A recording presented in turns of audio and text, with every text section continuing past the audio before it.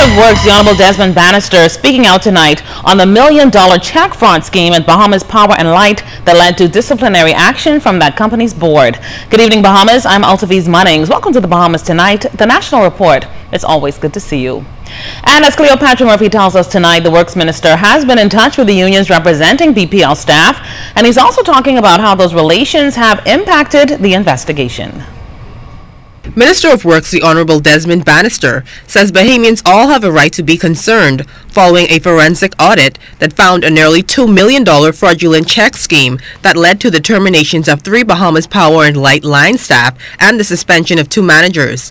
Following the moves by the B.P.L board, the unions representing management and staff have threatened industrial action. Bannister says he has talked to the Bahamas Electrical Workers Union, which is concerned about its members, but adds the union is demonstrating maturity. We are not on any type of witch hunt. We are there to protect every single Bahamian consumer, because after all, it is your money. It is all of our money, and we all have to be concerned about it. And so I was very impressed with the maturity of the union. While they have a duty in relation to their members, they have a wider duty and a larger duty in relation to the Bahamian public. Bannister says there is much more to be done at B.P.L, with the board also saying more terminations may come. The minister says he has also been in communication with the Bahamas Electrical Utility Managerial Union. And we have told them our position. I've seen some releases from them, and I do hope that they will take the same mature stance as the workers' union. There are some things that come above and beyond and are more important to a country than these individual issues. Last week, B.P.L's board terminated former CEO Pamela Hill, but the board says her termination was not connected to the fraud.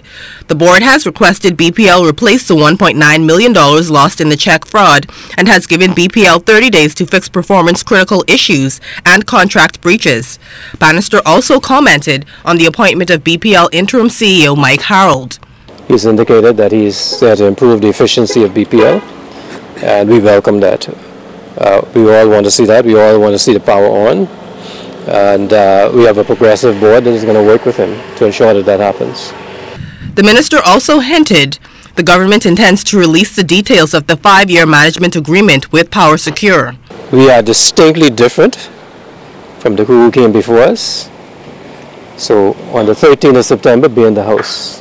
As for plans to eventually replace Power Secure as the manager for B.P.L, Bannister says government is working with the company in accordance with the current agreement. Cleopatra Murphy, ZNS Network News.